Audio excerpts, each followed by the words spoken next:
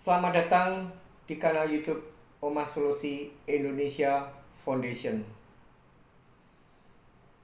Pada kesempatan yang luar biasa ini, di momen Natal tanggal 25 Desember 2023, izinkan saya untuk mengucapkan kepada seluruh penonton pemirsa kanal YouTube Omah Solusi Indonesia Foundation, khususnya bagi mereka yang merayakan Natal. Selamat Hari Natal 2023. Kiranya sukacita Natal senantiasa hadir dalam hati Anda semua dan seluruh keluarga besar. Dan walaupun saat ini sudah tanggal 25 Desember 2023, kita ketahui bahwa Indonesia telah menetapkan setiap tanggal 22 Desember adalah kita seluruh warga Indonesia memperingati Hari Ibu.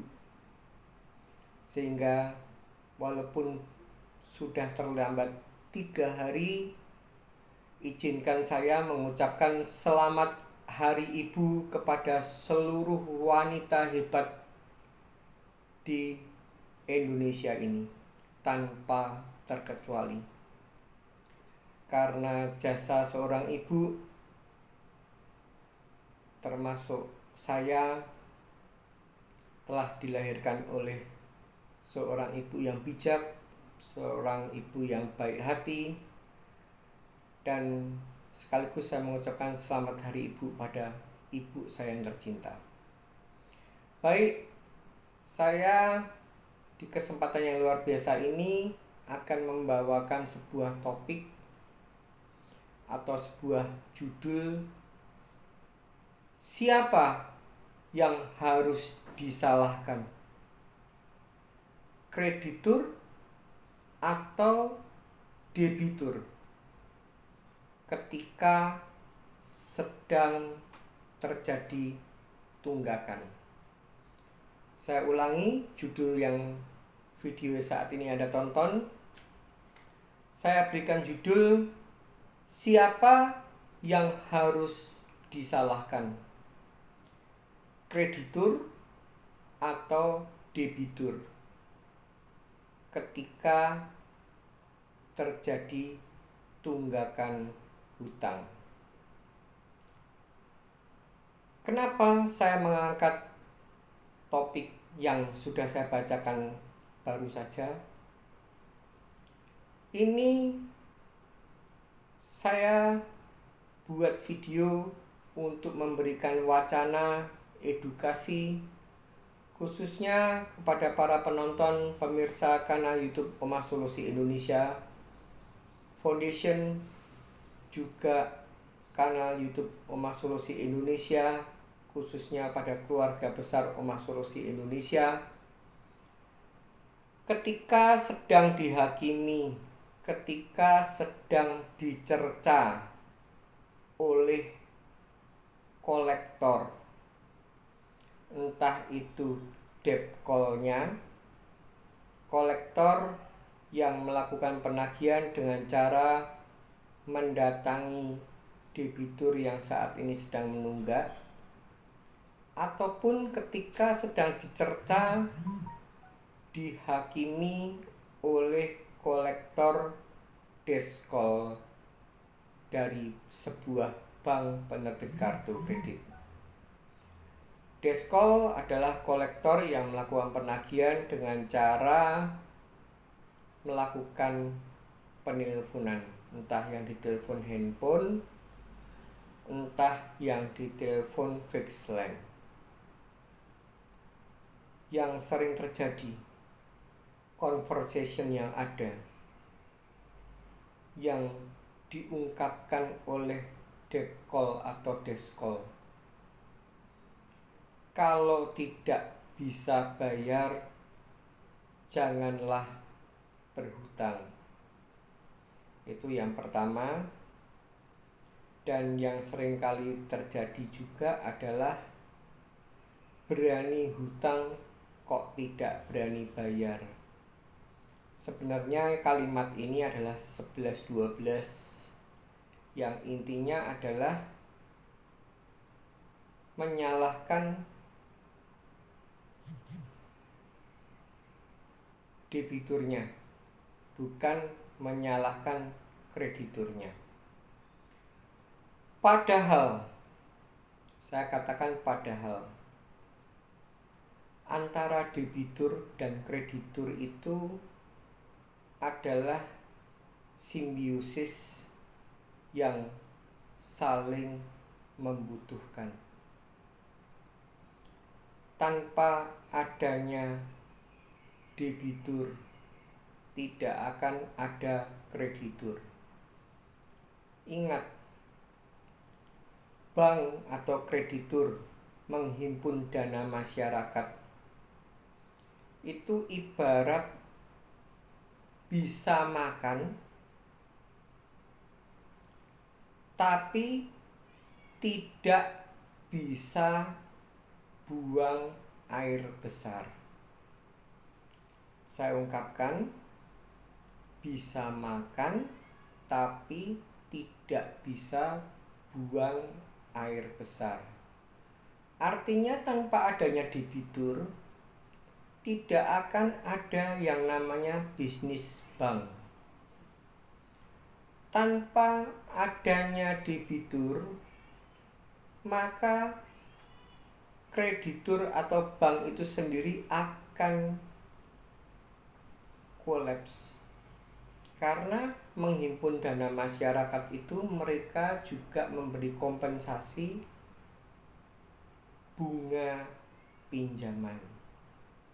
Jadi yang saya bicarakan atau yang saya bahas saat ini, video yang saat ini sedang Anda tonton, itu tidak sekonyong-konyong, bukan untuk pembelaan diri terhadap saya sebagai seorang debitur yang saat ini sedang menunggak.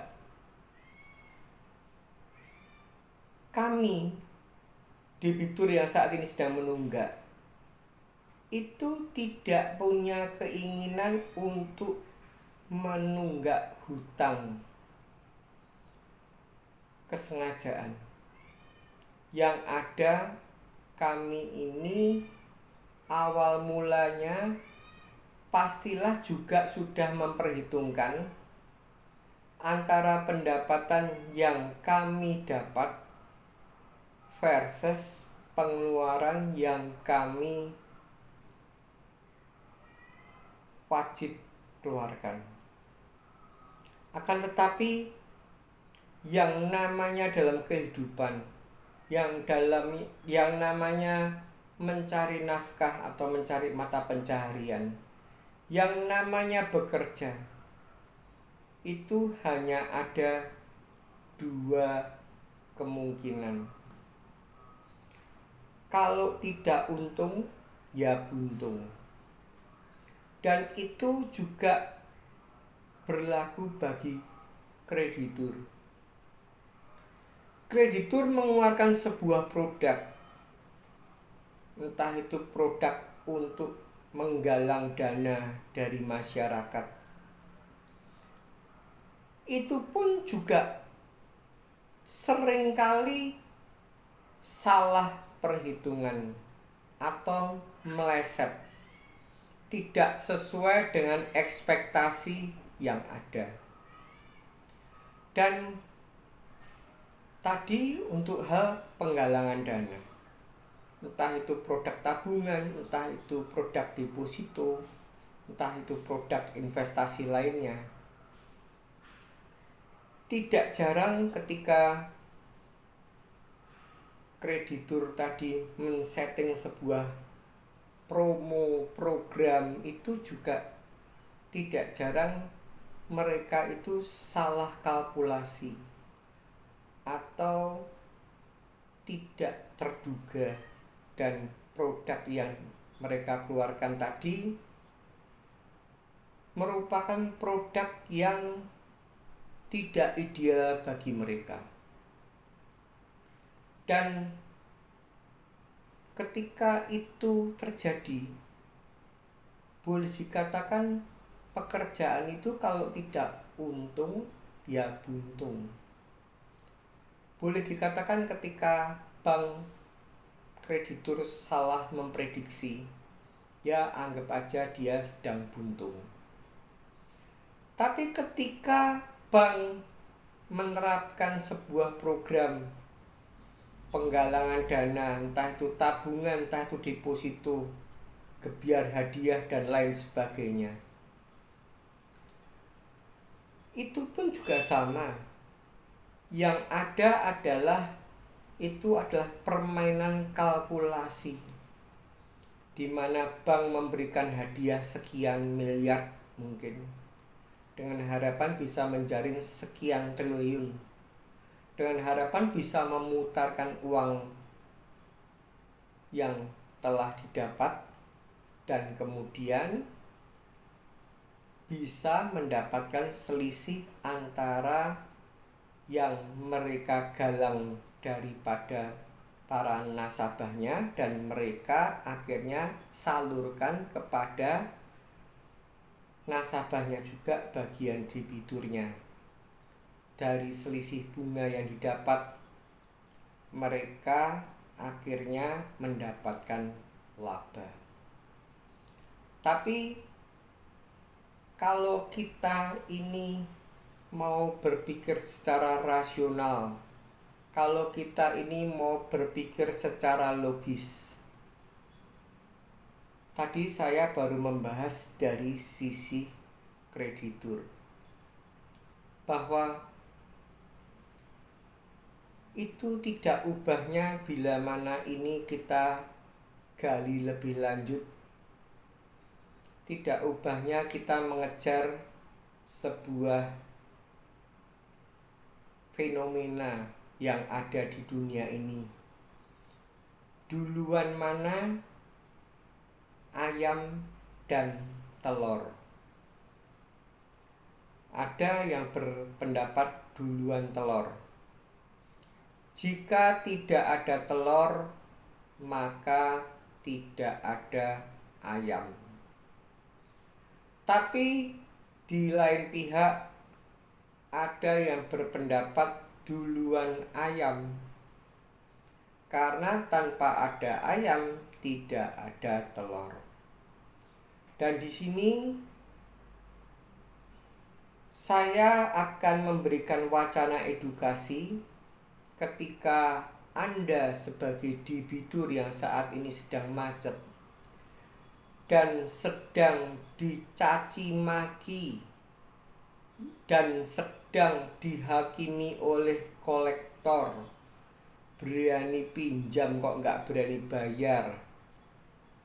Itu yang sering kali terjadi. Anda semuanya diam 1000 bahasa, seolah-olah Anda meyakinkan, membenarkan statement dari kolektor bahwa berani pakai uang bank kok tidak berani bayar. Kalau tidak punya uang ya jangan berhutang. Di sini, di video ini, di momen Natal yang luar biasa ini, saya ingin membenarkan sebuah mindset.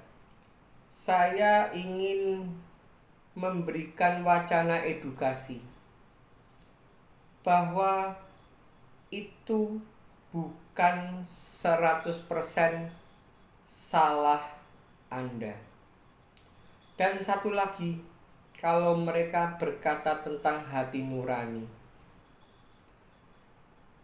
kalau mereka berkata tentang hati nurani, kenapa kok Anda tega untuk tidak bayar hutang? Ingat baik-baik,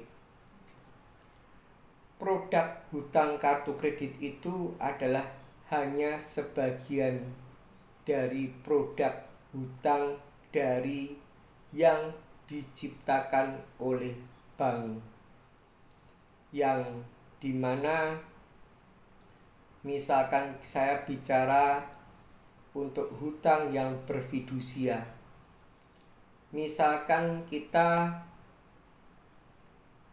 menjaminkan sebuah sertifikat rumah atau toko atau ruko atau gudang, itu misalkan nilainya untuk jual umpama senilai 100 juta,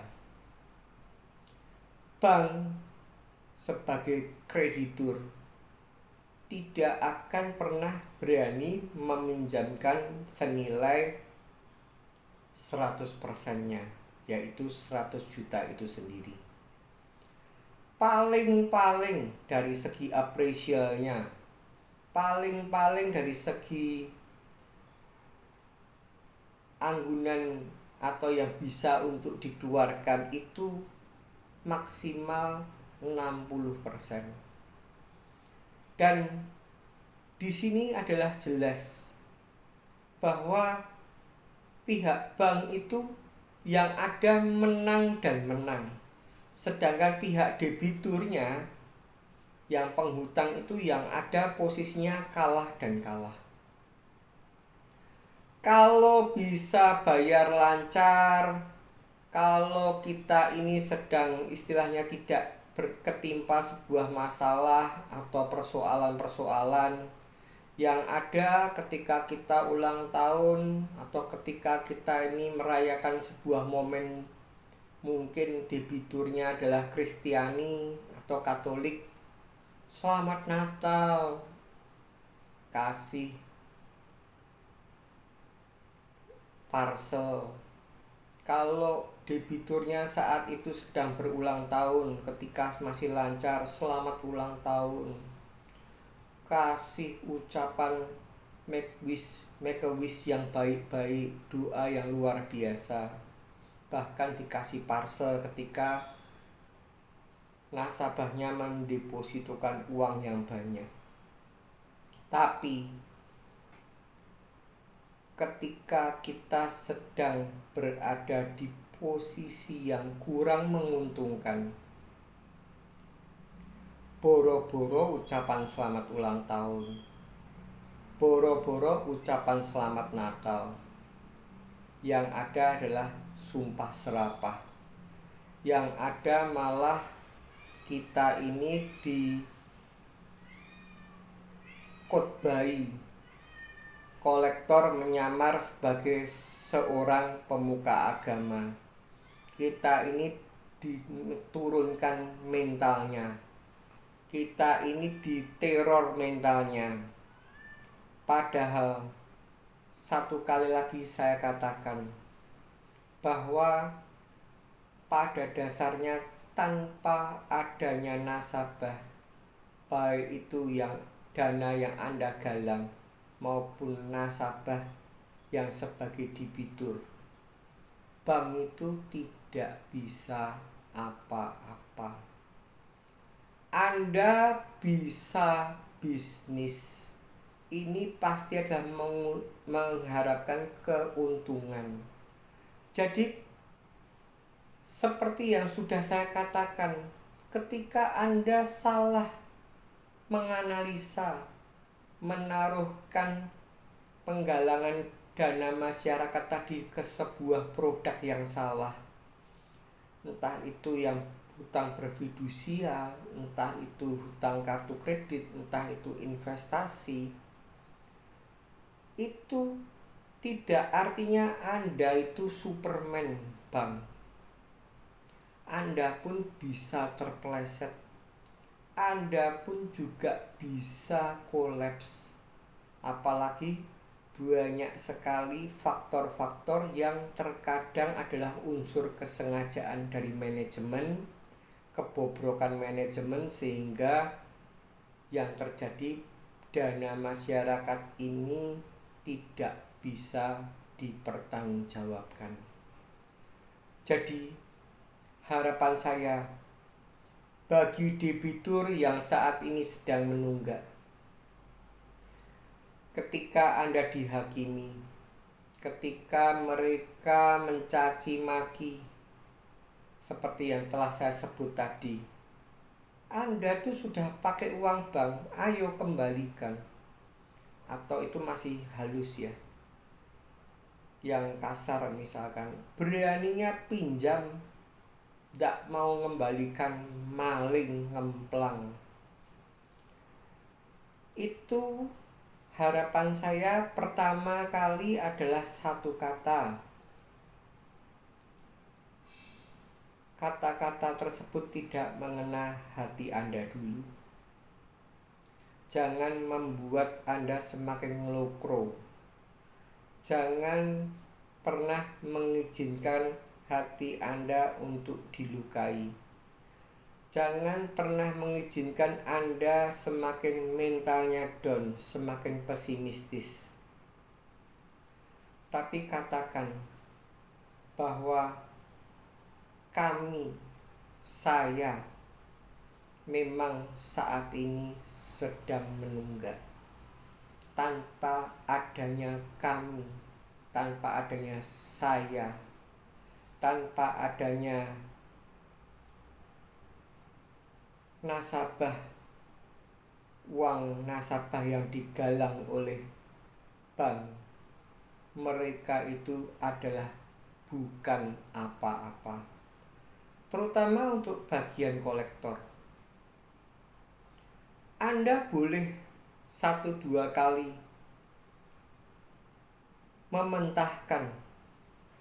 mementahkan caci maki, mementahkan penghakiman. Tidak seperti saya. Kalau saya itu kan tidak pernah seperti bapak yang tidak pernah bayar hutang sampai tidak bisa terrealisasi. Sudah lama, bahkan sampai mau 10 tahun. Bapak ini bekerja apa saja, bapak ini ngapain saja. Dan ketika kolektor menghakimi demikian, cobalah Anda ini untuk mulai mengimbangi, agar Anda itu juga sedikit banyak bisa mengcounter sifat atau motif atau modus kolektor. Itu tugasnya reminder, bukan untuk membuat debiturnya stres, bukan untuk membuat debiturnya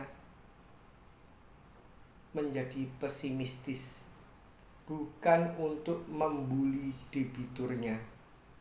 Ingat para kolektor, tanpa adanya kami yang saat ini sedang berkesukaran, tidak akan ada divisi collection department. Balik lagi seperti yang sudah saya katakan, telur dan ayam duluan mana? Penunggak dan penagih duluan mana? Anda para kolektor, mawaslah diri. Ketika Anda menghakimi, ketika Anda membuli, ketika Anda berusaha menjadi sebagai seorang pemuka agama, ketika Anda menggunakan strategi dengan mengganggu orang-orang ring 1 yang saat ini sedang menunggak, padahal itu tidak dibenarkan oleh aturan yang telah dibuat oleh Bank Indonesia, seperti yang telah tertuang di Surat Edaran Bank Indonesia nomor 14/17 DASP. Dilarang melakukan penagihan kecuali pada pemegang kartu kreditnya langsung. Dengan Anda mengancam, mengintimidasi, para debitur yang saat ini tidak paham tentang adanya tata cara penagihan. Bila mana penunggaknya seorang lelaki dan kebetulan sudah berkeluarga, kalau Bapak tidak bayar, istri Anda akan saya ganggu, entah itu di tempat bekerja, entah itu di rumah. Atau sebaliknya, ketika orang yang sedang menunggak kartu kredit ini seorang wanita dan kebetulan sudah berkeluarga, kalau ibu tidak bayar, maka suami ibu akan saya ganggu, entah itu di kantor, entah itu di rumah. Atau kalau penunggak hutangnya itu laki dan kebetulan sudah berkeluarga, kalau Bapak tidak mau bayar, maka kalau mungkin orang tuanya masih, entah itu orang tua kandung atau entah itu orang tua mertua, akan saya ganggu, akan saya teror. Juga sama ketika penunggak hutang kartu kreditnya adalah wanita. Ancaman itu seringkali Anda ucapkan, entah itu orang tua kamu, entah itu orang tua kandung, itu orang tua kamu, orang tua mertua, akan kami teror, akan kami buat tidak nyaman. Atau kalau yang menunggak ini kebetulan sudah punya anak dan anaknya kebetulan sudah dewasa, entah itu sudah menikah atau belum menikah, seringkali juga ikut kena teror, dipermalukan kepada teman-temannya anak tadi, atau dipermalukan di rekan-rekan kerja, atau dipermalukan di ring satunya kalau kebetulan anaknya sudah berpacaran, atau bahkan ketika anaknya itu sudah jadi manten atau sudah berkeluarga. Tidak jarang Anda para kolektor ini menghalalkan segala cara dengan mengganggu besan dari pemegang atau pemilik hutang kartu kredit. Dan ini sama sekali tidak dibenarkan. Juga yang sangat-sangat penting di momen Natal ini, kiranya para kolektor, entah itu debkol, entah itu deskol, jika Anda memang mengklaim diri Anda mempunyai sebuah agama atau keyakinan, dan jika Anda mengklaim mengerti mana itu dosa dan mana itu tidak, lakukan penagihan dengan sebaik mungkin. Mana yang akan lebih berdosa dan mana yang lebih bisa dikatakan suci, jika Anda menerapkan cara penagihan yang sangat memprihatinkan, mengganggu ke tempat bekerja pemegang kartu kreditnya langsung, mengganggu bosnya pemegang kartu kreditnya, atau tidak jarang bila pemegang kartu kreditnya itu pimpinan, dipermalukan ke anak buah, walaupun itu tidak ada efeknya, karena yang Anda permalukan itu kepada anak buahnya atau stafnya, artinya itu hanya sebatas bahwa Anda ini tidak berperi kemanusiaan. Buatlah sistematika penagihan yang benar. Jangan Anda menjadi sok jagoan. Jangan Anda mengklaim bahwa Anda adalah orang yang paling benar, atau Anda adalah orang yang awal. Saya ada karena kamu menunggak, atau Anda mengibaratkan sebagai ayamnya atau Anda mengibaratkan sebagai telurnya. Padahal fenomena mana yang lebih dulu? Ayam atau telur? Mana yang lebih ada dulu? Penunggak hutang atau penagih hutang? Dan ini semua adalah belum bisa dibuat sebuah acuan. Ingat, kami debitur yang sedang macet, bisa juga kalau Anda mengklaim Anda yang benar, kami juga bisa mengklaim tanpa ada kami, kamu tidak mendapatkan nafkah apapun. Sebaliknya, kami juga senantiasa sadar bahwa kami saat ini sedang menunggak hutang. Dan sudah seharusnya dan sepantasnya Anda memberikan dukungan moral, dukungan spirit, dukungan mentalitas, menciptakan suasana rumah tangga yang harmonis, menciptakan suasana tempat bekerja yang tentram, aman, damai, sentosa. Jangan malah sebaliknya.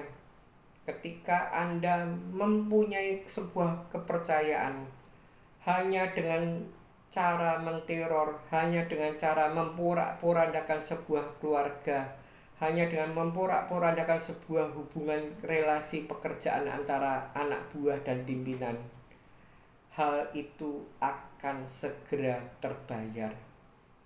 Itu bukan satu-satunya jalan, dan bahkan itu adalah menghancurkan masa depan seorang debitur yang ingin berusaha untuk bangkit, untuk bisa bekerja secara nyaman, untuk bisa mendapatkan kasih sayang, keharmonisan rumah tangga yang luar biasa, sehingga bisa menambah semangat, bisa menambah sebuah gairah kerja untuk bisa bersatu padu antara suami istri, antara anak dan orang tua, antara pimpinan dan karyawan, sehingga mereka tercipta sebuah aura yang baik, aura yang dahsyat, menghasilkan hasil yang dahsyat pula. Semoga setelah adanya video ini, semoga setelah adanya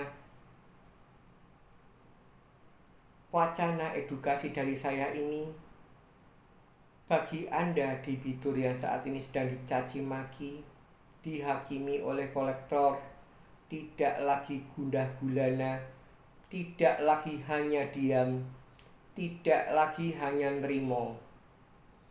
Ketika Anda telah disolimi, kenapa saya katakan disolimi?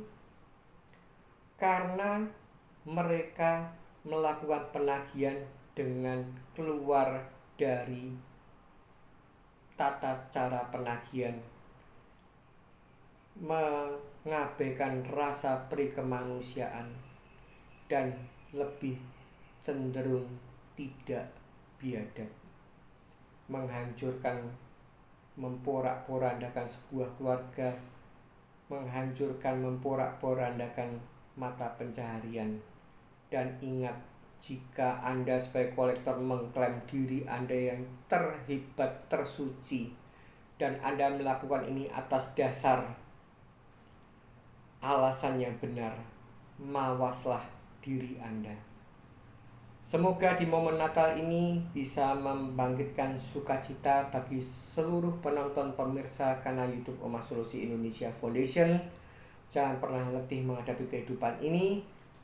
Jangan menyerah, tetap semangat, dan ingat, badai pasti berlalu.